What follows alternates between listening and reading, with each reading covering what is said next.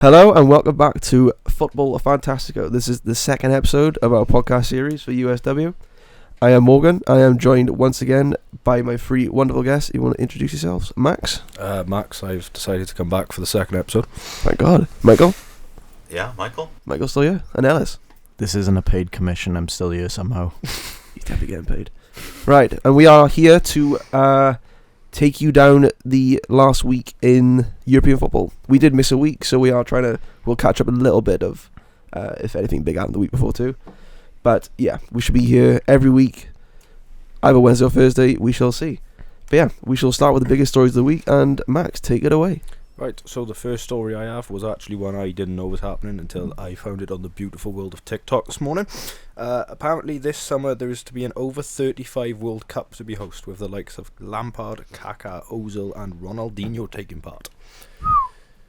That generally, I was literally scrolling through TikTok and it came up, so I checked it online, and apparently that is actually happening. So how many teams, sorry? I don't know, it's literally just a World Cup for people who are over 35. Oh, fair play. Like okay. just retired pro. Yeah. An OAP's World Cup. That would have some names in it, mind. It You would. could make a decent team for more. How many of them are criminals? Yeah. About 90% Oh, of them. yeah. Do you reckon Ronaldo could play in that and use it as a charge for his Ballon d'Or? Oh, definitely. I don't see why not. That could be his World Cup win. You can nearly play in the over 40 World Cup. It was literally his birthday It was 2 days ago? this week sometime. Yesterday. So- I think. yesterday was it? Yeah. No, Monday. Okay. Yeah. Yeah, he called. That's made me feel really old. Oh, yeah. 39. So yeah, what's your thoughts? So are we going down the path of a OAP World Cup, or is this a flash in the pan? Do you know what it reminds me of? Do you remember the old Sky Sports series? I think it was called like Soccer Legends or League Legends or something. And Rings a bell, yeah. It was like a five-a-side futsal tournament with like loads of ex-retired like footballers who were like pretty much all just become pundits. I'm all for it.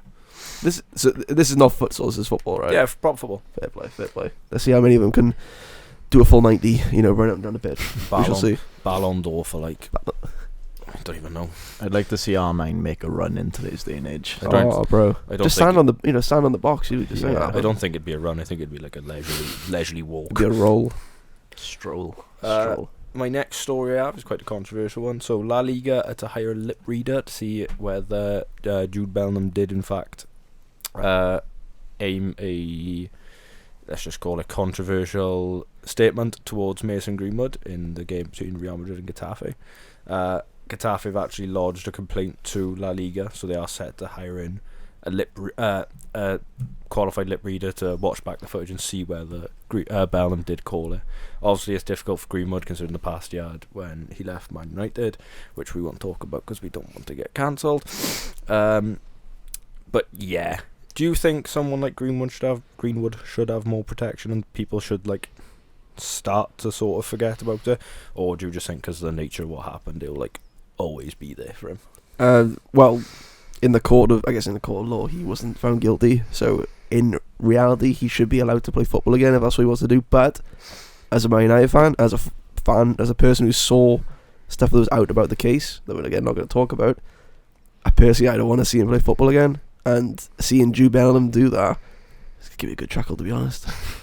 Well, apparently I've seen some people say that the term the term that he called him is, people think he's called him that, but other people think he's called him something with obviously Bellingham's accent and the way, because he's got quite a strong like Birmingham accent. Some people thinking it's the R word. Yeah, but it's not the R word, and people think he's like called him rubbish or something or stupid, but Okay. just in a thick Birmingham accent. I mean, it could be either way, but I think, does it matter?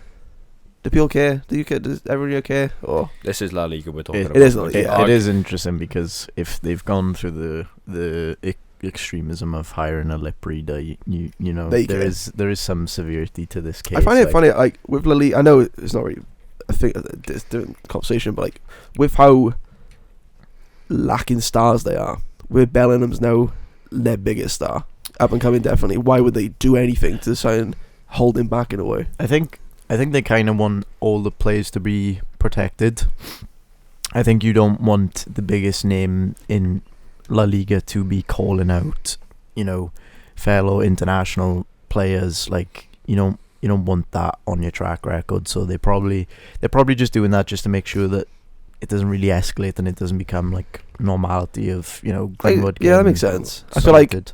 with it makes sense not escalating the situation, but having to do that, just ignore it. Really, Something. Yeah, it happens, and like it's a very particular case with Greenwood, how everyone has an opinion about it, but in the court of law, he's innocent man. So yeah, I guess he should be protected like every other footballer. Well, to be fair, something similar did happen in the Man City Brentford game. I don't know if any of you saw it. with Mopai. Between Mopai and Walker. Apparently, Walker went over to the ref and was saying like, "I'm like pointing to Neil Mopai, being like, I'm gonna knock him out. I'm gonna knock him out." He's like mentioned my kids, like made fun of kids, and obviously there's been a lot of spotlight around Kyle Walker recently, And since he did that interview, being a naughty man. a little naughty man. And Yeah, Mopai's got a bit of a reputation. Right? Mopai's always been that sort of player that Yeah. he's got that like, I don't care what the result is, I'm just gonna wind you up for a game. yeah. Speaking of our friend Jude Bellingham, has anybody seen the news about what Adidas are doing? I haven't. So, Big fan. similar to what Nike have done with Michael Jordan and obviously their iconic Jumpman logo, it's reported that Adidas are going to make a special shoe with, instead of the Jumpman logo, the logo is going to be Bellingham's iconic celebration. Yeah, I did see this. It's Yeah. very cool. Do you think it's a bit early? Well, I think people could have said that about Jordan back in the Yeah. day, because that was early in his career. Because I think Bellingham is now the exact same age Michael Jordan was Yeah. when was it? I don't want to say it wrong, but was it Jordan's rookie year he got that shoe? Or was it like year later maybe? I know it was early. Can't like you. The only thing I know about basketball is that they play a ball. Play ball. But yeah, and like I said, in terms of football, I guess it could be. I'm not sure when Ronaldo got his first shoe, because he had one too. Well, he had a lot. I guess the first time we've seen something like it in football, though, like obviously, you look at things similar to that. You look at Messi, and he had obviously his range of Adidas boots. You had the Ronaldo like Mercurials and stuff like that. You had the Neymar Hypervenoms, but we've never really had something that has its own like individual branding for a footballer. I think it's the right thing to do. Like, you have got someone who's obviously going to be a star boy in the future for one of the biggest teams in the world. Why not, as a brand, to sponsor them, capitalise on that, Yeah, it makes And- sense. grow his exposure? I think as well, like obviously Mbappe is Mbappe with Nike? I think Mbappe's with Yeah, Nike. he is. Yeah, Yeah. so I think that's kind of their way to make a bit of like a statement move to say, we are up there with Nike, we can compete. And I think it's interesting as well, because a lot of people thought, Jude needs to go to the Prem to make himself a big name, and it's not even a full year in and he's already made himself into a brand, a star already. I hate that opinion that you have to go to the Premier League. Yeah. Such a weird opinion. No, the thing is, it's not even people, it's literally just English fans.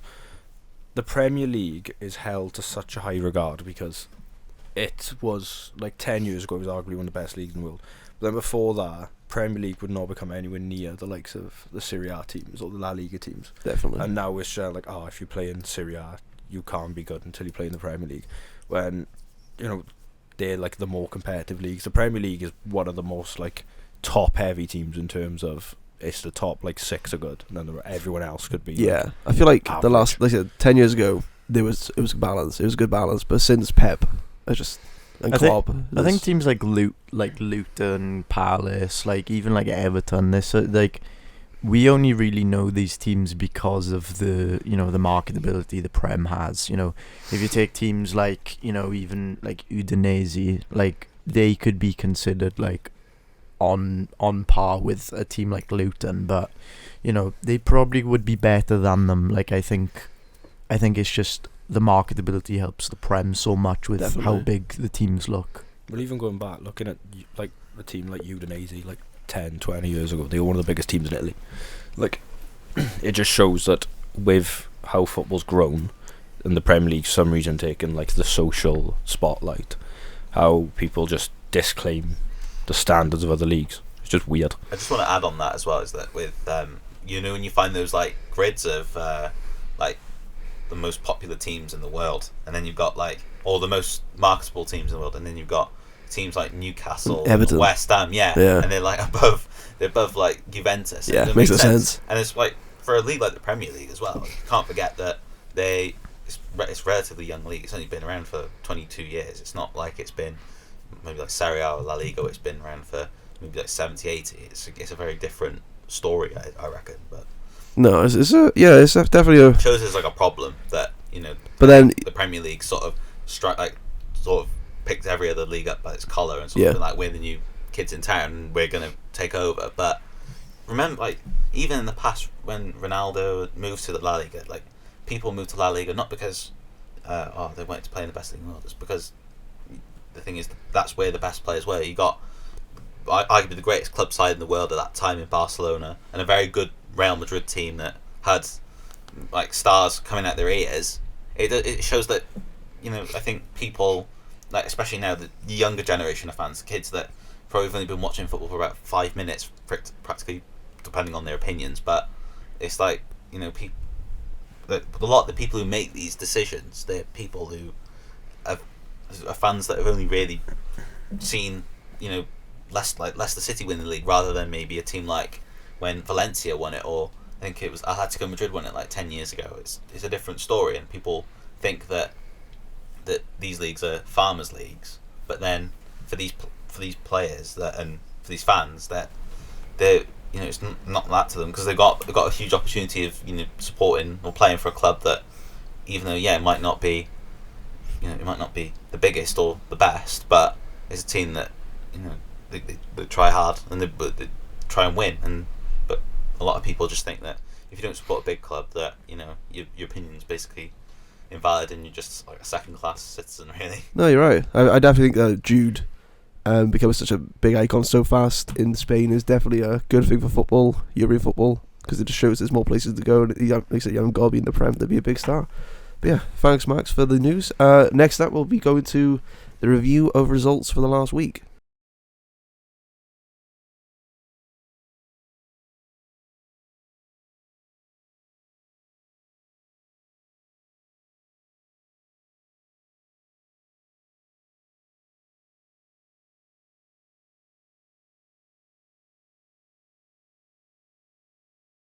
And welcome back to Football Fantastico. We will be now going to Spain, and Ellis, let us know what's going on in La Liga this week. Yeah, I think it's important first to look at Xavi leaving Barcelona. He said even if we win the Champions League, he will be leaving the club. Who do we think is going to be taking over? Nobody. Dismantle the club. Sell it. Please. Honestly, if you're a manager and you look at Barcelona and the state they're in right now, think, I want to be a part of that. You are, you're a crime against football. Like, it is a state, but like, does anyone see Mourinho making that jump? Yeah. I think he loves Madrid too much. Yeah, I think he's one of those people where once he's got like a decent loyalty for a team, he'll stick to it. Yeah. It's Chelsea and Tottenham. Yeah, to be fair. I think Klopp is like the name, but I don't think he would go. I want to It's a risk it. step back. It's a step back, and it's a dangerous step. Yeah. Well, to be fair, he's said like he's not managing for like at least a year. So I think he'll go to Germany though. I don't know. There's not really many like names you could chuck around. I think a lot of Barca fans want Inzaghi, but if I was Inzaghi, I'd think that's a backward step for the way Inter are playing right now and the way they're structured. I've seen the Girona manager being linked. Michel, I believe his name is, but I Couldn't that question the integrity of the league though? Like, because if you say Girona, if they win the league and obviously they break that sort of that Real Madrid Barcelona domination, is that if, let's say, one really good manager sort of bursts onto the scene, not like Michael Richards, but and takes it away from either, well, obviously I think Barcelona are out of the title race, but take it out of Real Madrid's hands, surely then if, say, they win the league, that then if he's got Barcelona lined up, then you're just sort of saying that if you can't have anything nice, and Barcelona and Real Madrid, it's their property. I would disagree, because I think if you look at the Leicester story from a few years ago, if you were to think that what's his name? Forgot his name. Claudio Ranieri. Yeah, Ranieri. If Ranieri went to like a big Prem club, would you then question the integrity of the Prem clubs? But I think that it's a different argument though, because if you look at like I don't know how the Girona manager is, but if he's a so-called younger manager, and that's sort of very attractive to football clubs now, is that they want someone who's not just going to be there for like 2 years. They want them there for like, a long-term project. But if you go for someone like Ranieri, who's probably in his mid-60s, how long are you actually going to give him time? Or what's your plan with him? Are you using him as a stepping stone to get to another manager, or are you just using it as a it's not really. If you want someone for the long term, you're going to go for a younger manager. Like, look at Arsenal. And that's like, you don't really want to keep talking about Premier League clubs, but they're a perfect example, is that they go for Arteta after a few years after having Wenger, and it's a whole different sort of approach. I'm not sure that was their plan, to be honest. But yeah, I think they were left without a choice. But you look at like younger managers now, is that they get them in because they want that bond with the players. It's like, I think if you're a younger manager, if you're do they bond with players more than because they're younger? Are you trying to say? Or that, and that I feel like they're able to sort of see more into the professional light than maybe if you were an older manager who haven't played the game in like 30, 40 years, and you don't really have that same sort of. Do you think that could work at Barcelona, or do you think they need someone a more experienced head? I don't know, but it depends on who's available. I think for Barca, I've got possibly the only people I can think of, maybe 2 or 3 names, and one's already said no. I think the only people you could possibly think of, I can think of, is Arteta or someone like Unai Emery. Unai, he's such a good manager. Yeah. I love Unai Emery, one of my favourite managers. Or He's so good. Maybe potentially someone a bit less proven, someone like Roberto De Zerbi. Yeah, I guess that's a big step up. That's a big jump. I keep on seeing De Zerbi like flirting with the City job, and maybe that means Pep goes back to Barca. Maybe try and save his beloved club. To be fair, I could see that happening. It's like he's won all he can at City. Really, the only thing he can do left now is win like the quadruple or like the 4 in a row. Yeah, just do everything like that or go invincible. But I think if he got to a stage where he's like, I've took City to a place where I don't think I can take them any further, and he wants to like go to another project, I could see him go back to Barcelona. Yeah, makes sense. We do have the Madrid derby, which happened just a few days ago. A really good goal by Brahim Diaz was cancelled out by ex-Madrid player Marcos Llorente in the dying embers of the game. It was a difficult game for both sides. Real Madrid lost Vinicius Jr. just like minutes before kickoff. He was seen training with the team. Everything was going fine. Next thing you know, he pulls out. Joselu comes into the starting 11. He then gets pulled out and Brahim Diaz ends up starting. So there was a big fiasco about that, but Brahim Diaz ended up starting and getting the goal. Who I've been really impressed with, to be honest. He hasn't got a lot of minutes considering his skill and ability, but I do think every time he's been called upon, he's really proven himself to be a really good squad player and, potentially a starter. The way he's playing, I think it's hard not to look at him as a starter at this point. Which does lead me on to my next point of Rodrigo's form. I'm really, really worried about Rodrigo as a Madrid fan. I think 1 goal in his last 600 league minutes.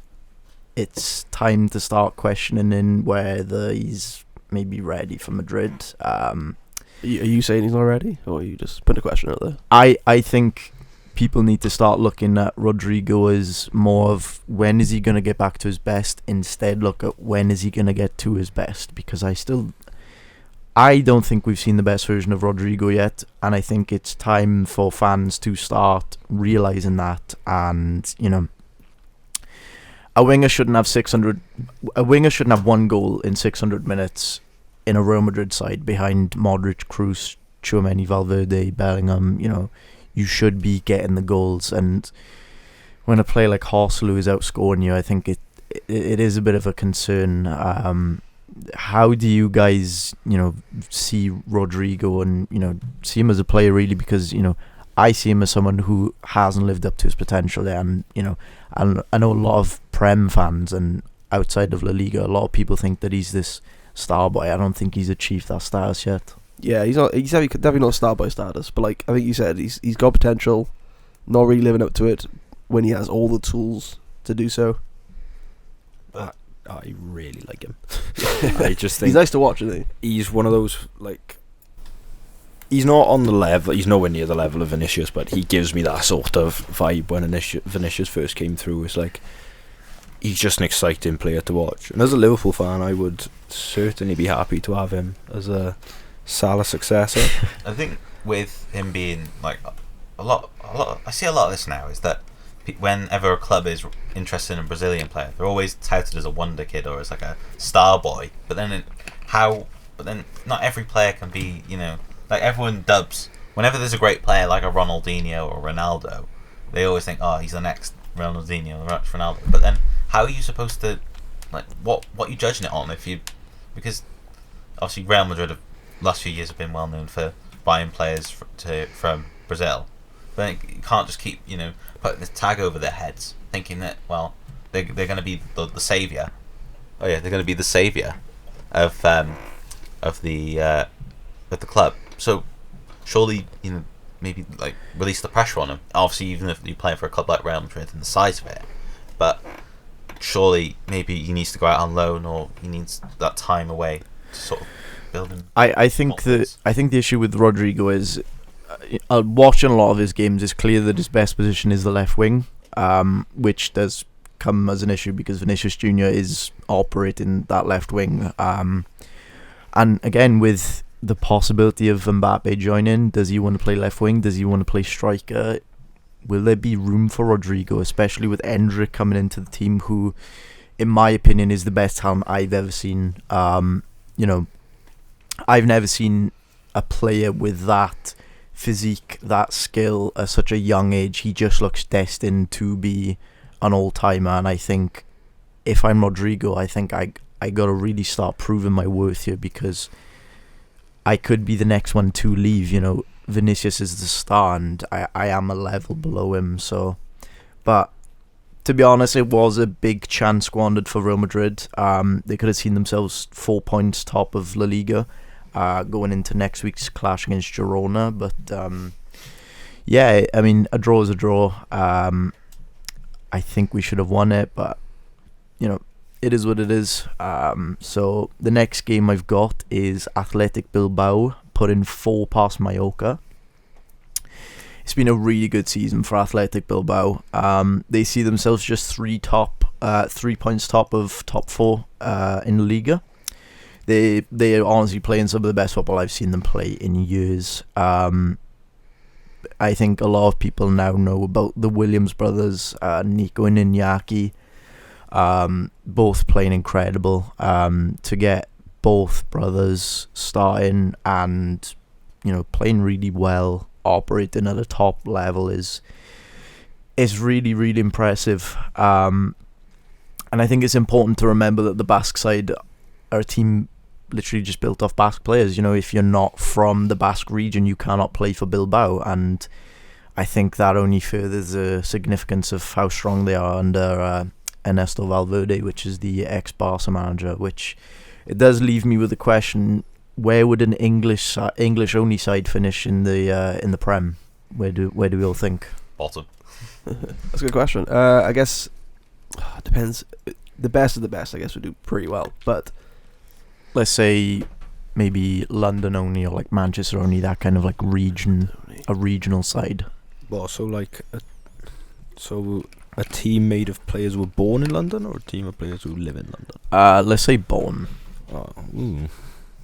We may not have all the players there, but just a rough idea, because I think it's really impressive what Bilbao do, year after year, with limited tools, really, just from the Basque region. Like, hang on, I'm just looking at English footballers born in London. But like Bukayo Saka, and obviously he'd be probably the main player, or main player, Harry Kane, Yeah. right? I see what Harry was he, Kane. yeah. Harry Kane. If we're going off current Declan footballers, Rice. I'm going to give you a really random one. Michael Elise. Yeah. I like Elise. I love He's Elise. He's a good Yeah, player. yeah. Really like Elise. Ruben. No, I think you're right. I think Ruben definitely going Loftus-Cheek. off what Bilbao do, it's such a tradition that they stand by really Yeah. well, and it's like it brings them together. Yeah. Like if I think if a British team did do something like that, it would really, I think it'd be really good. They've always Yeah. been a sort of stalwart of La Liga, haven't they? They've always been like that. They're always there. Yeah, Those are the they're like conversations. a team that's never really like Challenging. getting but- giant success, but they never really struggling. They're just sort of comfortable there, and they're La Liga furniture. I really like them. They are the kind of, you know, you could say Mount Rushmore of La Liga outside of Yeah, that's good. outside of Real and Barca, really. But they are the only team outside of Real Madrid to never be relegated from La Liga. So to do that on, Who is your fourth on the Mount Rushmore then? You're gonna go with those three. if are we including the big three? Yeah. Okay, so Real, Atleti, Barca. I want to say Sevilla. It's hard to look away from Sevilla, given just, you know, they are a European giant. Maybe not the biggest European giant, but It's hard, I to, would- hard to not put them there. yeah, I would say either Sevilla or Valencia. Valencia recently haven't been, you know, as good as they should be, but Poor Gary Neville. yeah, Valencia back in the day they were awesome. You know, you could look at Real Betis, another really good side, Sociedad. I would probably say Sevilla, Fair play. to be honest. Well, thanks, Az, for the rundown in Spain. We are now heading to Germany with Michael. What's been going on? Two games I'm going to look at. One is typical boring suggestion, but Bayern Munich. Honestly, I would say not boring this year. With the To be how fair, yeah, for interesting it's been going. second's a bit different to maybe the last for like 100 years. But Yeah, it's been terrible. This year's pretty good. but they beat Mönchengladbach 3-1, and surprisingly they actually went behind. So Mönchengladbach went ahead through Nico Elvedi before midfielder Alexander Pavlovic got an equaliser. And what is quite surprising about this is that he's really just broken into the team and he's made his debut only in the ending of last season, but he scored last week as well against Augsburg. So this is his second goal in 2 games, and that's actually his first 2 goals for Bayern. And then second half, really the turnaround was complete. Harry Kane scored a header. You know, his 24th goal of the season. Brilliant. That is really good. Obviously, everyone knows his quality in the Premier League. Being that old and just carry on doing it But is so yeah, impressive. if he can win a trophy, that would be, that could be something. We talked about this before. I cannot be doesn't. It'd be really funny. Yeah, It really and would. Matthias de Ligt even scored a really good header. Like maybe the keeper should have saved it, but it was really powerful. And now Bayern is they're starting, since they lost to Werder Bremen, they've just sort of kept on going like a machine. So I think, and as well, they've brought in who they did give a debut to was Sacha Boey from Galatasaray. So I think it shows that in January, obviously, they brought in Eric Dyer, and what maybe could ask the question is, with these players that they've brought in, have they, I wouldn't say that it's a statement, but does it show that maybe they're not giving up without a fight? Because it's very easy for them to just put that, like, relax a little bit and think, well, there's games obviously, we've got loads left until now in May, but especially with them playing Leverkusen now on the weekend, have they really found form at the right time? I think they've been to the dance before. They know how to get it done. We'll see in the coming weeks, of course, but I think it'll be okay. I think they'll put. I'd like to see them come second. It'd be very nice, but they're gonna win it. I'm sure. I think as well. Obviously, going on Harry Kane. I think Harry Kane's the main talking point is that now he's scored all these goals and he's breaking records left, right, and centre. Can you find that maybe, even though, let's say, this could be something that we discuss maybe weeks down the line rather than now, but if, say, that Bayern don't win the league, would you say that, could you make the argument that Harry Kane was actually a poor signing? Because even though, they might have No. that goal scorer, I don't hear this. I remember Haaland like last year. He's not a bad signing. He scored 30. What the point I'm trying to make is that obviously they're out of the cup. They're out. Oh, they're still in the Champions League. So still got that. But if let's say they don't win either one of the Champions League or the Bundesliga, you can't blame Kane, who scored 7 goals this season for that. Yeah, but then last season they didn't have. He was signed. I think he was signed to score goals, and he's doing. That's what he's doing. Like, he can do. All he's doing is his job. I mean, he can't. If they lose in the cup or they're not doing as well in the league, it's not his fault that Leverkusen having a great season. I have a very odd shout for Harry Kane. I think if Bayern can win the league, and if Bayern can win the Champions League, and if England do well in the Euros, I think Harry Kane's got a good chance for the Ballon d'Or. Yeah. Definitely. I think he's arguably one of the best players on the planet. Oh, definitely. In terms of just raw technical ability. Top 3, I'd say easily. Yeah, comfortably. I'd say him, Mbappe, and Bellingham. I think that's the main problem I have though, is that with the Ballon d'Or is that he could break these records week in week out, and he could end up with his time at Bayern with trophies coming out, like holding all these trophies in his hand, and he doesn't really get that recognition. Like last few years, the goals he's been scoring for Tottenham, he's practically been winning golden boots sort of season in, season out, and that's why he left, right? He probably left to try and hopefully get that recognition. And now he's playing in a league where he's maybe the poster boy.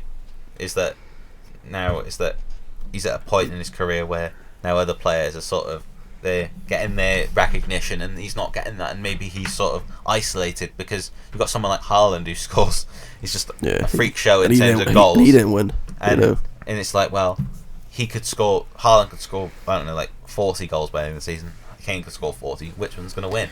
I think it's important to remember, like, we do have to give Kane his flowers in one regard, but not every great player needs to win the Ballon d'Or. I mean, definitely not. Like, you think of a player like, just going off what I'm thinking of, Bale, Raul, players like that who are icons of the game. 2 Madrid players, by the way. Exactly. They never won Ballon d'Ors, so again, I think Bale especially came at a time when Ronaldo and Messi, they are the 2 of the best ever. So no one's really going to win a Ballon d'Or in that time. Fair play. My other point was though is that you see those posts like on social media about the greatest players to have never won the Champions League, and I think I think that's the thing, is that you don't really, especially having a career like Kane, everyone would want that in terms of the goals he scored, but would you I don't know, would you get would you score, would you choose the trophy over the goals, or would you sacrifice maybe something in your career to win the Champions League or the World Cup or something like that? I don't think you would. He's done so well. His goal scoring record has made him that. I think he will get his recognition, especially after he retires. I think as well with those debates mainly is that people try and think, well, if you haven't done this, you're not a good player, or you haven't achieved what this person has, even though they've scored maybe like 100 less goals than you. But then I feel like, he doesn't always need to prove that who he is, because we have eyes. Like we know how good he is. We know how good he is. We're not just people who just sit behind a computer and just think, oh, well, he's a rubbish player because he can't win a trophy. No, he's fantastic. But then as well, no offense to Tottenham, but Tottenham, like him and Son were carrying that team for the last few years in terms of maybe the diabolical decisions like manager they had in terms like with the decision making and stuff like that, and he was the only bright spark. I think people shouldn't like blame him, or people shouldn't really go after on a witch hunt for him, when at the end of the day it's a team sport. People try and think that because he scores all the goals, he holds this team, he owns the team, he does everything. Like when people talk about Mbappe and his influence, but then I don't really think that they should. They don't get the same recognition, I think. Yeah, I think when you look at other players who have the trophy cabinet, but then you don't need a massive trophy cabinet to prove that whether you're a good player or not. That's the point of watching the games. Fair. Really. Are you done? Second, Harry Kane's toes. Are you talking about anything else in Germany, or was it only by Bayern? Oh no, it had another game. The Yeah, Harry Kane Bundesliga. Harry just Kane trying show. to kill some time. The Harry Kane review. Dunk in any time. There was Wolfsburg and Hoffenheim, which I actually did see a bit of this game. Lovro Meyer came off the bench for Wolfsburg, scored 2 goals. He scored a really good penalty, but they had to come back from behind twice. Maximilian Bayer scoring Love that name. in the first goal, and then the second goal they scored was through Grisha Prommel. However, this one it was a bit of diabolical defending from Wolfsburg. Cone Castells, the goalkeeper for Wolfsburg, he tried to play it out from the back, and it sort of backfired. It fell to Prommel on the edge of the box, and he sort of just took a touch and fired it past him. And what I think this is a mid-table, like the definition of a mid-table clash, because both teams are only got a matter of points between them. In Hoffenheim, they've not won a game in 2 months, and they've drawn, and with Wolfsburg, and they've drawn. Wolfsburg are only 11th, and they've drawn 4 consecutive games, 3-1-0, and this one 2-0. So I think maybe there's a bit of inconsistency. Proper mid-table. But especially with the teams at the bottom this season, I think there's a massive level between the top and the bottom, whereas in years gone by maybe it's been a bit more like, even though you might finish 11th and you think, oh, that's a good finish, but then you're like only like 5 points off the bottom. I think that's where you maybe feel that bit of discomfort. Yeah, I guess Germany does that. It can't be like that, can it? Anything else, Michael, from Germany? Nope. No? All good. Going to Italy now with Max. Hello. So we've actually had a very good week for the Serie A this week. After a few boring game weeks, we had a title contender clash between Inter Milan and Juventus. Inter Milan came into this game first, with Juventus second, but Inter obviously had a game in hand, so the advantage was with Inter Milan. Inter managed to come off 1-0 victors, which puts them 4 points clear at the top of the table, and they still have a game in hand over Juventus, so the title is now swung heavily in their favour. The goal in this game actually came from Juventus. Federico Gatti scored an own goal, so Juventus sort of shot themselves in the foot there. For large portions of the game, Juventus did look like they could find a way back into it, but Dusan Vlahovic had a few efforts denied. And really now the picture for Serie A is looking like Inter Milan are favourites, so Inzaghi looking like he's going to claim Inter's first title since 2020-2021 season. Very good. What do we think of the standard of the Serie A league? So obviously a few of the teams are struggling European-wise, a few teams have gone through for the next round of the Champions League, but do we still consider the Serie A as one of the top leagues, or are they one of the ones that are potentially falling towards the fray of a decline? I think it's on the way up. I think we were talking earlier about like Bellingham playing in Spain and being like a really good player in the world, not having to go to the Prem.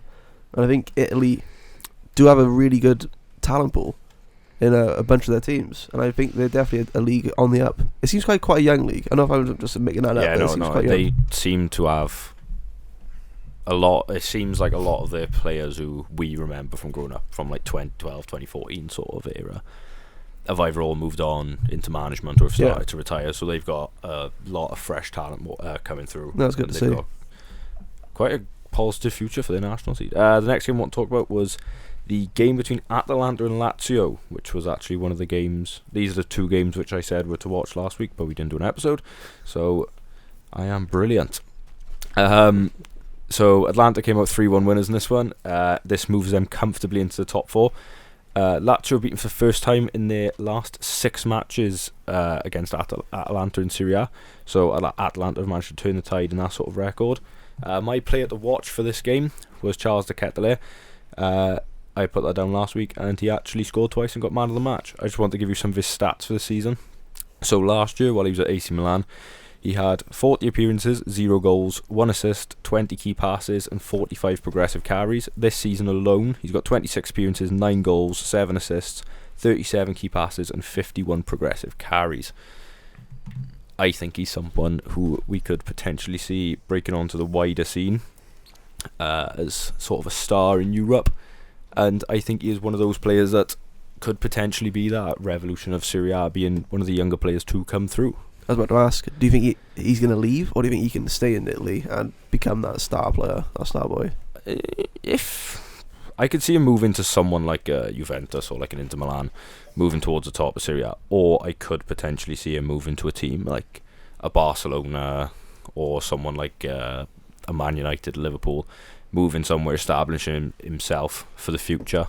But I could see him staying in sort of a mid-table top 4 Serie A team for the foreseeable future, just to sort of raise that stock and just carry on proving his worth. What about a move to Dortmund? Ooh. Get him in Dortmund, get his well. price up to 150 mil, and then he'll go to United. Maybe. And then Real Madrid will buy him again. Yeah. Yeah, half price. As well, where he's at Milan last season, and maybe he's thriving in a team like Atalanta, who, even though they've got aspirations of getting into the Champions League, they're more suited to maybe his game plan or his sort of style of play. Well, do you think he's better because he's in a worse team? Maybe, but I think that's probably the beauty of it, is that giving him that opportunity to have that year maybe to express his ability, maybe is able then when he goes back to Milan that he's a completely different player and he's learned. Because I think that's the thing you have to probably factor in with younger players, is that they can't just, even in the amount of talent, doesn't mean they're just going to know what to do and how to play in that league straight away, because they've got to experience it themselves. Well, you got to think he's only 22, and he's only actually on loan from AC Milan to Atalanta, so obviously he will be going back to AC Milan at the end of the season. Obviously they're a better side than Atalanta on paper. They're a lot higher up in the league, but only by a little bit. So if he does go back, I could potentially see him. Obviously there's talks in AC Milan of the likes of Rafael Leao moving on. PSG have been linked with him, I think, recently this week. Reports come out, so I could potentially see him moving there, going back to AC Milan and cementing himself really as sort of their star boy and their key character. But you know, he's very unproven. He came from Club Brugge, joined AC Milan, and obviously been sent back out on loan after one season. So I think it'd really be a case of what he can do for the rest of the season, going back to AC Milan at the end of this season and just seeing what he can do then with this newfound form, and then potentially maybe, like Ellis said, a move to someone like a Dortmund to raise his stock, or someone, you never know, you could see him at like Man City or something. Cool. So he's your one to watch then, basically. Oh, he is my one to watch. Yeah, I am cool. a big fan of him. Any more news from Italy? Or good? The problem is with Italy, something I've noticed with their national side is they've got a lot of players who you've only now just found out about, who you think are really young. Like, I looked at Di Lorenzo from Napoli, who I thought was about 24, 25. He's 29. Okay. So 29. Yeah, that's right. That's what I thought. That's prime years. But no, I think they have got quite a good crop of talent. Like, obviously they've got the likes of Moise Kean, who's still about, I think he's only about 24, even though he seems to be playing football for years. But I think Italy, in terms of a league and in terms of a national team, is something really that for the now, they're maybe not up to the standard that they want to be. But I think for the future, they've definitely got the potential to go back towards one of the more competitive leagues in Europe. Cool. Yes, that's good. Thanks, guys. I'll now take you down to France and Ligue 1. It's been a bit of an interesting week. We had the Olympiapic derby, the Lyon and Marseille. Lyon coming out 1-0 victors in that, which is a really big result for them. Lacazette, he scored again. He grabbed his 10th goal of the season in the league. And for someone in such a team who's struggling, Lacazette is showing, I think he was underrated in his career so far. Definitely doing well. And yeah, Lyon are now 3 points clear of the relegation, so with that win. I think Lacazette's always been I wouldn't say fairly rated. I think people had an expectation for him, but then when he moved to Arsenal, like when he joined Arsenal, he was regarded quite highly in the French league. But then when he joined, people set the expectations of, we're going to have someone like the next Thierry Henry, who's literally just going to be quick, proven goal scorer, when that's not what he is. He's like a Harry Kane. He's an enabler. He'll bring other people into the game. He's deadly finishing, but he's maybe not the most quickest and the most mobile. So I think he has been unfairly treated, but also I think people now looking back on it realise that maybe he just wasn't playing in the right sort of system or the right sort of style. But then also while he was at Arsenal, they were sort of in there like transition. Yeah, it was a bad time for them. Yeah, transition, sort of a joke period. But at the same time, like he did stand out at times for them. Like he is now for Lyon, who was doing really bad this season, and he scored his 10th goal in the league so far. That's really good. Next up, we had a Lille beating Clermont-Foot 4-0. Again, not really surprised with the result, with them being bottom of the league, but Lille looking good. A little bit of momentum now going into their next game against PSG. Jonathan David scored a brace, which I think I like. I want to talk about him a little bit. I really like him. I think he's. How old is he nowadays? Look at 24. Because he's been Yes. he's been around for a solid 4. It feels like he's always been there. Mm. But I think I'm looking now on actually transfer market where his value is at 50 million euros right now, which I think is about right. Does anyone see him leaving? Yeah, no, I think before Arsenal signed Gabriel Jesus, they were linked heavily to him. Okay. I think it was them, but yeah, he's sort of been. I remember when he first came through, and people were like, "We'll just have to see what he does." And then he did all right for a few seasons, and he's just sort of faded back off into the background a bit. You don't really hear about him as much. Didn't Lille win the league a few years ago? 2021, yeah. Yeah, I thought they did. I see him as like a striker who's like below the top tier. Like you've got your Mbappe, Osimhen, Kane, Haaland, and then you go a tier below, and then you've got like Jonathan David. And I think that's not like disrespectful to say that. I think he's a top striker. I just don't think. I think he's missing that extra step to elevate his game to be, one of Europe's top strikers. No, it's true. It's kind of a unique position because he's a Canadian playing in France. It's kind of I think that's why we've known about it for a long time. 'Cause he stands out from that sense. Well, it's similar to obviously he's changed his nationality, but Balogun, who just joined from Arsenal's American. But it's good to see more players of obviously from North America. It is. I think we're going to see more of it in the next couple of you've got years. Alphonso Davies obviously been established at Bayern for a few years. Yeah. You've got obviously Pulisic. Jonathan David, Pulisic, the LeBron James of soccer, Matt Turner. and Giovanni Reina's just gone to Nottingham Forest. Yeah, definitely. No, I think it's good that It's good for the exposure of the game in America. Obviously, Yeah. it's not the most popular over there, but It's massive for them Yeah. considering the fact they've got the World Cup. yeah. Yeah. They've also recently, going a bit off tangent, they've released the World Cup final stadium. It's in New York, right? No, I think it's the Seattle Sounders Stadium. Hang on. Oh, I thought it was Let the MetLife Stadium. Let me have a quick Google.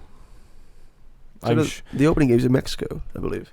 Yeah, they're using all the massive NFL stadiums. Yeah. World Cup 2026. Yeah, the MetLife Stadium. New yeah, Jersey. New Jersey. Yeah, I've actually been there once before. It's a nice stadium, but I remember United played Madrid there. I think not this preseason or last preseason, and it just I don't know. There's something about playing in America. What are our thoughts on an American World Cup? I'm personally a big fan of it because I think if it's a country that's going to do a sport right, it'll be America. They long know as- how to present it. As long as they don't over-Americanize it, like we don't have like 3-hour-long performances beforehand. No, like I think if they don't change how football is, I guess, shown on TV too much, and they just bring it up, show it off like they can. I think it'd be great. Yeah, like they have their stadium flyovers and stuff like Yeah, that. like they got like I said, their stadiums are amazing. I think it's a place you would associate a World Cup with. Like when we had the World Cup in Russia, that didn't feel right. Weird. Yeah. When we had the South Africa World Cup, when we had the Brazil World Cup. Like the Brazil World Cup for me is iconic because you think summer football, Brazil that was fantastic. it was like just perfect. Yeah.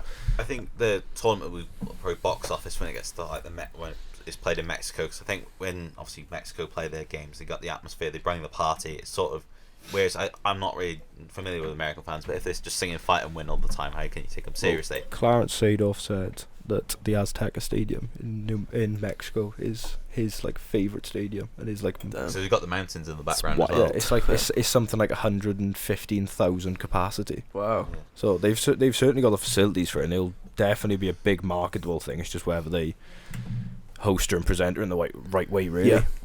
I don't see why not. Qatar, they're not a football nation.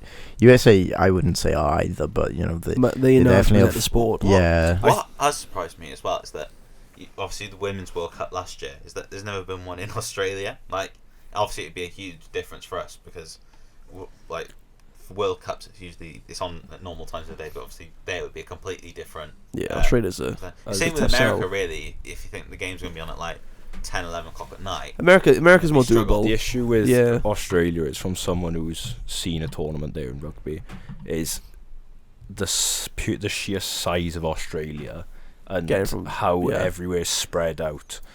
With like Qatar, you had literally there was It's all like down the same. yeah, sort of it's stretch. like there's an epicenter in a city, but then there's like stadiums nearby which you can use. In Brazil, it was the same. In America, I think they're only using like mainly the southern areas. So that's doable. It's like only a flight, or you just have a training camp. The problem is with Australia, it's so big. You'd be having like a team playing in Sydney, then they've got to fly the other side of Australia to play another game. Then they've got to fly back to go to their training camp and stuff like that. I think that's one of the big issues when it comes to It's World rough. Cup. That's why people have obviously been advocating for a British World Cup for ages, because It's all so close. we're so small. But We'll Yeah. do that on the geography podcast. Yeah, that'd be a good one. welcome to football geography. But yeah, just to finish us off in France. Nothing really big happened. Results-wise, PSG won. Getting to the Shock. top of the league. Shock, yeah. Top of the league still. And Nice versus Stade Brest were probably the biggest game of the weekend. Second versus third. isn't it? Second versus third. And 0-0, which was the result the last 3 times Difficult. they played. What a great Yeah. game. I know, great game. It's like they both had a chance to try and keep up with PSG a little bit, and see they both come to a stalemate. Can I just ask, how did my friends Le Puy F.43? Oh, they're playing tonight actually. Are they? I'll let you know later. Oh, I might have to view that one. Definitely. But no, that is France, and that was the review of the results for this week. Thank you guys, and coming up next will be a Champions League preview.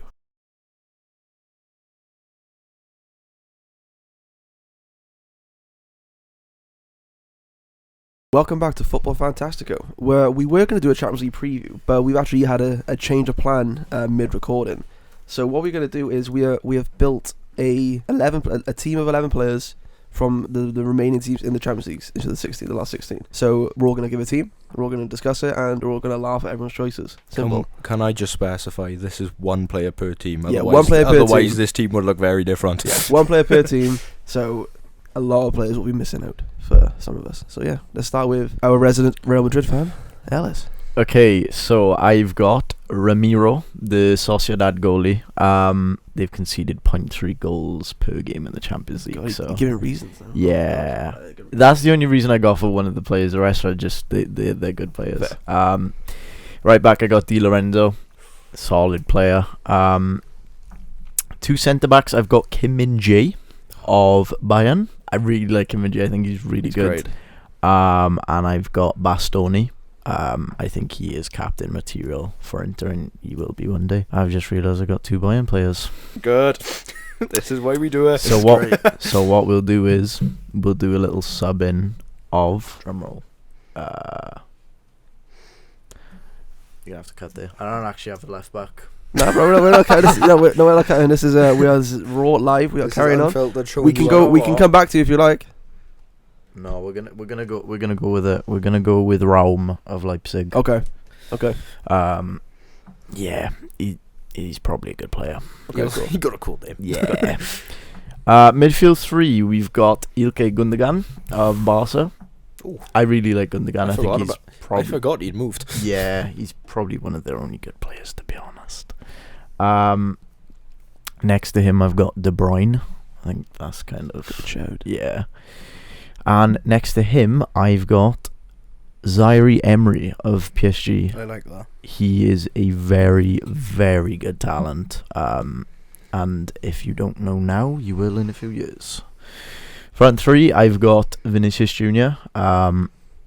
Madrid's only hope of winning anything this year. And on the other wing, I've got Bukayo Saka. And up front, I've got the Champions League top scorer, Alvaro Morata. Fair play. It's a good team. You've got Morata. I like that team. I really like Morata. I think he's getting better with age. Who's next? Michael. Oh, yeah. Oh. I've whipped out my FIFA team for this. Okay. So I'm going to play a 5-3-2. So a bit of What? nerdy. A bit of a nerdy What? formation. But in goal, Jan Sommer. So Okay. very good shot stopper. And then my back 3 is Le Normand from Sociedad, Milan Skriniar, of PSG, and again like Ellis, Kim Min-jae from Bayern Munich, and then this is going to be a bit controversial, but left wing back Vinicius. Oh, okay. This is some cheese. As in Vinny Jr., the famous left back. Vinicius Jr. And then right wing back Di Lorenzo. However, I was with left wing back. I was thinking about Federico Di Marco, but I realised I had Jan Sommer, so I couldn't. Yeah. But my midfield is starting from left to right. Marco Reus. So obviously, he's maybe not the player he once was, but he's back in the day. This I is don't this mind is it. such, but he's still there. this is such a FIFA team, by the way. Yeah, and then I realised I've got 2 Barcelona players now. No. Why can't you lot do a list? Fun thing, right? I actually forgot Barcelona. Sorry, I had one in. Oh wait, I have in midfield I got Frankie De Jong. Should come to Man United, but didn't. Nah, don't want him. And then Rodri, which I think is pretty self-explanatory because he's probably the best defensive midfielder in the world. Fair play. What do you mean you haven't got Harry Kane in? The world's famous CDM. And then I got Robert Lewandowski, and then Antoine Griezmann. Griezmann's showed. Griezmann's good, yeah. I definitely haven't had to just change my team because I had 2 players in. So I've got. Why can't you do it? No, it was literally I changed my team around. So I've got in goal. I've got Berkey of Dortmund. At left back, I've got João Cancelo. Centre backs of Saliba and Zubamendi of Arsenal and Sociedad. Right back, Molino of Atletico Madrid. In DM, I've got Rodri. Centre mid, Barea, Cam, Bellingham. Left wing, Mbappe. Right wing, Xavi Simons, and striker Harry Kane. I really like. Give me that front three again, sorry. Mbappe, Simons, and Kane. Exactly the same. I got exactly the same as you. I really like Xavi Simons. Yeah, he's a great player. Yeah. So, good teams, I'm not gonna. For me, I gone All Black, goalkeeper. I put Pavard at right back, because he can play right back. Yeah, Nobody else does. yeah, solid. And then centre backs, Romagnoli, as personal choice. I love the guy. What guy? And Schlotterbeck from Dortmund. Oh, I like Good that. shout. That's a good shout. And then João Cancelo, left back. And then midfield, I got Rice, De Bruyne, and Jude Bellingham. Wow. I mean, banger. And then, the front three, as I mentioned, Xavi Simons, Mbappe, and Harry Kane. Solid. I mean, these are all pretty good different teams. Yeah. I like that's pretty good. And let's have a little ranking. Who's the best team? I think yours. I like the midfield, but I think it's between you two. I like midfield. I was personally going to say Max. Yeah. I like his centre back shouts. Well, I forgot about Saliba and Saliba. Zubamendi. I originally had Saka in instead of Xavi Simons. Stop! I need to stop calling him Xavi Simons. Cinema. Wow, Xavi Simons. And I had Sergio Destin, but then I remembered Saliba was the thing, and I was like, yeah, that Saliba's works great. better. Yeah. And Serginho Dest is a dusty bowler. Yeah, he was so. I struggled so hard for right backs until I found Molino actually played for Atletico. That's I true. was like, that's an easy way to get a team which doesn't have very good players through for quite cheap. Definitely. I just want to make a personal shout out to Vinicius Jr. Thank you for converting your position to left back. You had a good run at left wing, but all the best drop deep when they get old. He has actually played, believe it or not, he has actually played full back for Madrid. I'm a visionary, that's why. Ball knowledge. I didn't say he was good there. He's played there. He was, I think it was against Chelsea. Right, I'm doing an all-time Champions League 11 with Gareth Bale at left back because he played there when he was about Running back. 17. Running back. I think we should do that as like a weekly thing. I like that. I think that's pretty good. So that was our one player from a team 11 for the last Champions League draft last 16. I think I went pretty well. Coming up next will be the preview for the week's upcoming games. Thank you guys.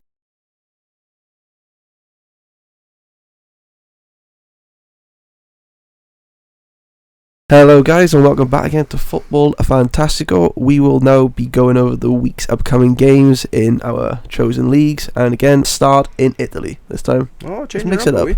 Let me just find my notes. So, I've got 2 games this week. I've got the clash between Roma versus Inter and AC Milan versus Napoli. So, touching on the first one.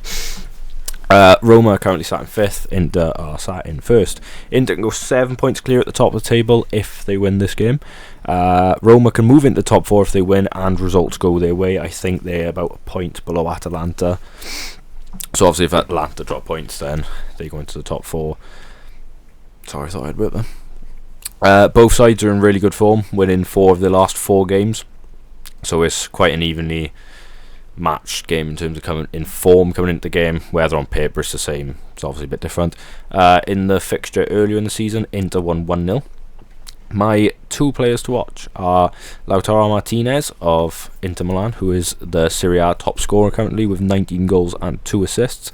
And my Roma player to watch is Paulo Dybala, who has 8 goals and 6 assists. So 2 really attacking threats that both sides have. Lautaro Martinez has been on fire this season, really proving what he's capable of. Paulo Dybala sort of finding his feet at Roma since leaving Juventus, but you know, when you've got that many goal contributions in a team like this that has been struggling the first half of the season under Mourinho, and obviously now De Rossi's come in, they seem to be picking up a bit of form. I think those two players could really make a difference in an attacking edge. The other game I wanted to look at was AC Milan versus Napoli. So this is 3rd versus 7th in the league. Milan can move to win 1 point of Juventus in 2nd with a win, so that would make the title race even closer than it already is. Napoli can move up to 5th with a win, which is certainly a fall from grace from winning the league last year. Milan are unbeaten in the last 4 games, whilst Napoli have only won 2 of the last 4 games. This fixture last time out was a 2-2 draw. That was in October. My Milan player to watch is Olivier Giroud, and believe it or not, he has 19 goals and assists this season, and the man is 37 years of age. Very impressive. And he's played in goal this season. And he is the world's slowest man. My Napoli player to watch is the same as my first week. I just hope he actually plays this time. It's Kvaratskhelia, who has 9 goals and assists this year and scored the winner in Napoli's last game. In the first episode, I famously predicted him to be my player to watch, and he didn't even play. So hopefully, this time he puts his boots on, and hopefully he uses them boots to score a goal. That's my review of this game week for Serie A. Thanks, Max. Let's go to Germany with Michael. Well, this week there's only really one game I can really talk about, and that's Bayer Leverkusen, Bayern Munich. Oh yeah. At 5:30. I don't know if it's on Sky Sports, but if it's on there, I think it should be. Yeah. Get a shout out for them. We're gonna have a good show this week. Next week, sorry. But yeah, first versus second. Really, I could just leave it at that. But there's only 2 points separating, 2 points separating the sides. But this season they've obviously already played each other once, and that ended up in a 2-2 draw. And what was funny about that was that they were both penalties, and the 2-2 draw. Ezequiel Palacios scoring both or scoring a penalty. He scored. Scoring a penalty and got. It was a last minute. It was at the last minute, and they got a point at Bayern, but obviously that added to the loads of points without even losing yet this season. And what's interesting is the last time these two played each other at home or at Bayer Leverkusen. Bayer Leverkusen won 2-1. So I think there's a good shout there that I think home form is important, and I think they've got a chance there of winning. But also this season could be the first season since 2009 and 10 since Bayer Leverkusen go a season unbeaten against Bayern. A lot of the time it's just been either one way or the other, and not all of that, or just Bayern dominating this fixture. But there's a lot more.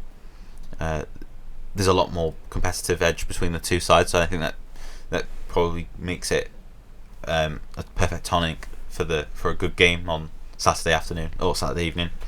And I've got 2 players to watch. One is Nathan Teller. I think he's a brilliant player.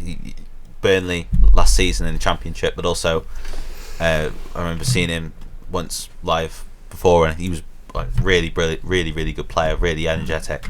And now he's starting to get his game time. Now he's started his last scoring in his last few he scored twice on the weekend against Darmstadt, and he got a goal against Leipzig. So he's really growing into sort of playing by Leverkusen now, and he's getting more minutes, he's getting more game time. So I think it's helping him now that and I think it's a perfect thing for Leverkusen that they've got a player stepping up in the form of Nathan Teller, because you can't really just keep leaning on the same players to deliver the goods. And I think it shows that the responsibility has really grown in that side. But on the opposing side, I've got Alexander Pavlovic. Obviously I spoke about him earlier, so he got his first 2 goals, but he's becoming maybe that mainstay now as a number 6 in the team, and I think that's what shows the brilliance of that. Even though Bayern have got like outstanding players like in every position, but there's a young player breaking in, and I think it gives them that breath of fresh air that you've got someone who's really growing. Same with what I said about Teller, is that they're growing into their positions. They're getting the recognition and the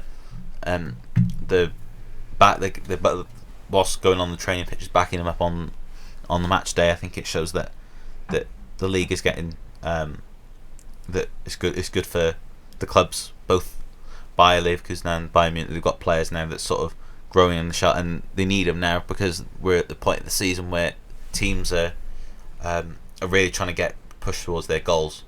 No, definitely. Do you have a quick prediction for us? I think it might be another draw. Okay. I feel like it could be I say 2-2 again. I think that's a safe bet. Yeah. Fair play. Thanks, Mike. Next up, we'll go to Spain and Alice. I'm going to talk about Real Madrid again for anyone excited. Shock. There is good reason though. Again, it is first versus second. Real Madrid take on Girona. This is the title game. This will. I know it's still quite early, but I think this will decide, who runs away with it. And it's going to be really good. Girona are averaging 2.3 goals per game, whilst Real Madrid have kept the most clean sheets in La Liga despite all their injuries. With Courtois, Militao and Alba still out, it's going to be a really, really interesting matchup between the two sides. I just want to point out on a particular player, Savio of Girona, who he's been really good this season. I think everyone is now aware of how good he really is, and I don't know if anyone's seen, but it looks like he's earning himself a move to City, which was in my notes. To no one's surprise, really, as he is owned by City Group of Troyes, going on loan to Girona, which are both owned by City. I'm really looking forward to this game. I think it's going to be really good. Two attacking sides, and I think with the injuries of both sides, we've got Dobiv of Girona who's out for the game, and then of course you have all of Real Madrid's injuries.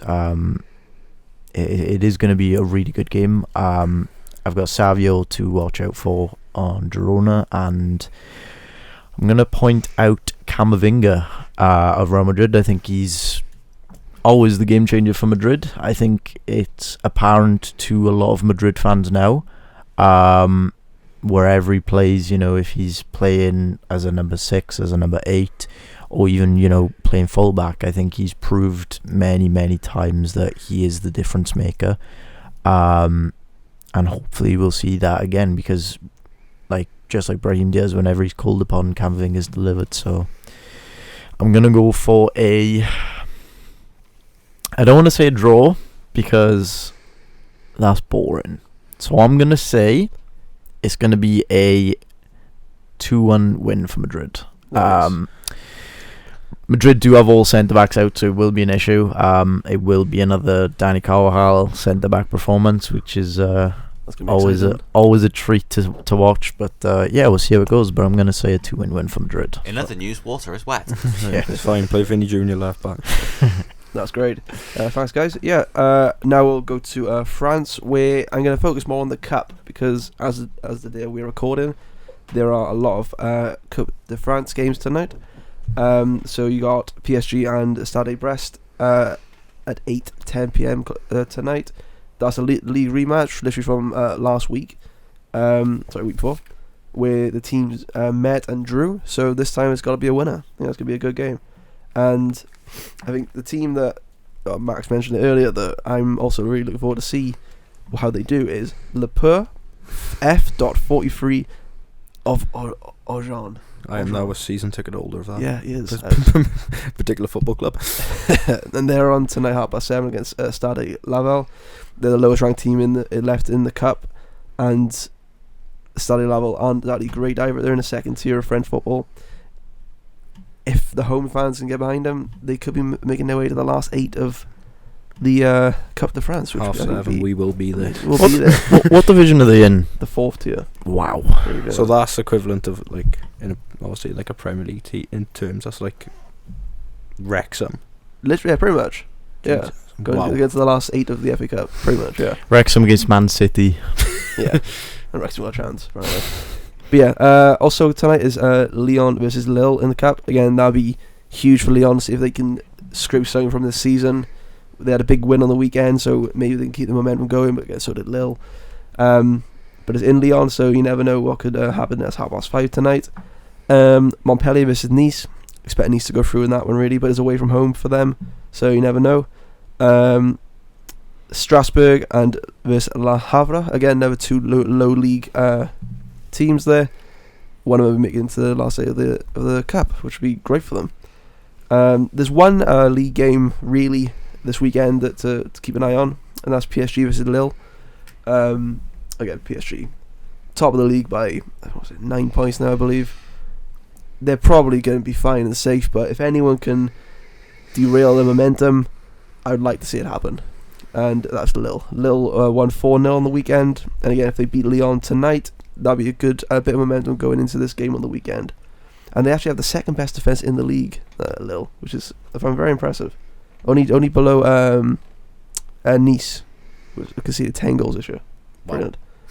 But yeah, France. Hopefully, we shall be talking about Le Pure F.43 other one next week. Winning the Champions League. Winning the Champions League next. It'd be amazing. But yeah, that was France. Not much to talk about. But yeah. Oh, actually, tell a lie. No, Rennes did play last night, and they made it through to the last 8 first team to do so. Beating Chauveau 6-1. So yeah, that's a nice little easy victory for them. Nothing like a one-sided French league game. Love that. But yeah, that's France, and that was the preview for this week's upcoming games. Thank you very much, guys, and keep listening for the end of the show.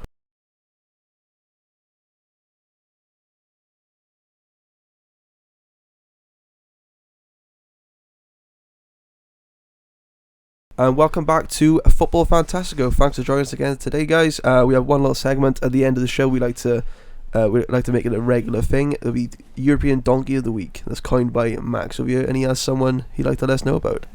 Some man who's been very, very naughty indeed. Naughty So boy. this actually was intended for last week's episode, but there has been a further development, so I can somehow mention it this week. So, Serie B side FC Sudatril have released one of their players. His name is Amni Mutasimi. After he stole a teammate's car, got into a high-speed car chase with the police. That sounds like a fun day out. How would you manage that? Interesting way to ruin your career. Yeah. Interesting way to team bond. Team mod. Yeah. I saw your car. I want you to come chase me. You know, that's I've alright. nicked your car. Come find it. Nicked your car. I've hit it. I've been arrested. Release me now. Interesting game of hide and seek. Very fun. Will we see this a popular trend with more footballers? I really hope so. 'Cause we'll have something to talk about. It'd be great. GTA in real life. Yeah. Wacky great. Racers, League 1 edition. That'd be fantastic. Pronouncing the guy's name again? Amni, A-M-N-E-Y, Mutasimi, Amni. Moutassime. Okay. Literally just... What is it with French league players stealing things? He's not Remember- French, he's, Yeah. he's Italian. Oh, Italian. He's Yeah, Italian. Serie B. What is it with European people stealing Second cars? division, Yeah. second division Italian footballer steals car. Yeah. So this is from Football Italia. Sudatrol talent Amni Mutasimi has reportedly been released from the Serie B club after stealing his teammate's car and going on a high-speed police chase. So in the chase, he I assume got caught. Right. Let me have a look. What is Football Italia? Do you reckon at the very least it was a good car? Like you Oh, would I hope hope so. There's, I've just found more. Okay. Wow. Oh no. So, a police chase was speeded up to 100 kilometers an hour, quickly followed through the streets of Sudatril. Mutasimi was eventually stopped by authorities and arrested, being found without a driver's license. He has since been released from Sudatril and now faces criminal charges for the act, which comes as a shock considering he recently broke into the first team, making 2 Serie B appearances over the last 16 weeks. Would you like to know how old this player is? not old. Can't He's be. 19. Wow. I like the term they use, broke in, by the way, because he broke into the first team. He broke and into then the first team the car. and his teammate's car. Yeah. More deadly behind the wheel than on the football Yeah, the pitch. best. You'd be Yeah. fuming if you're a manager. Why can't you play him on bail? God. That's quality. That's great. Live developments on here. But yeah, that was our European Donkey of the Week. Thank you, Max. That was brilliant. That was our show for the day. We really hope you enjoyed, guys, and you join us next week for more hijinks, more talking about European football, more police chases. More police chases. That'd be amazing. But yeah, if you want to follow us on our socials on Twitter or X, you can follow Max at MaxDrinkwater9. Follow Michael at Michael Addison T. You can follow me, Morgan _S12. And you can follow Ellis, as always. We'll keep bringing it up on his Instagram, not his Twitter /X, at Ellis Lou Journalism. Hit them up. Hit him up. DMs. Hit him up. Girls and guys, we do not discriminate. Everyone hit Ellis up. Don't hit him. Give me Not followers. physically. If you see him in the street, do not hit him. Please don't. Please do not. And if you want to follow our account for the show, that is FootballFanT24 on Twitter. Please follow us on Spotify and rate us 5 stars. And We've had please to make give a new us- account. Yeah. We And are- new Gmail. Yeah, we've got a new Gmail. What's the Gmail, Mike? I think it's football. Don't give out our Gmail. No. We can get responses for the show. We can get ideas. Email us. What are they gonna do? If I can find it. The 10 people who listen. Hi, mum. I got the Gmail. It's footballfantastico442@gmail.com. I repeat, footballfantastico442@gmail.com. I mean, if you want to send us anything, you can send us praise or hate or Any pro players who want to get involved. anyone who wants to get involved in the show. Anyone with any we'd be- connections to Italian football? Jose or, Mourinho. or anyone? or the Sudadrill police force. We would love for you to get involved in the show. So that was our show. Thank you very much, guys, for being here. Thanks for listening, and we shall see you next week. Bye bye.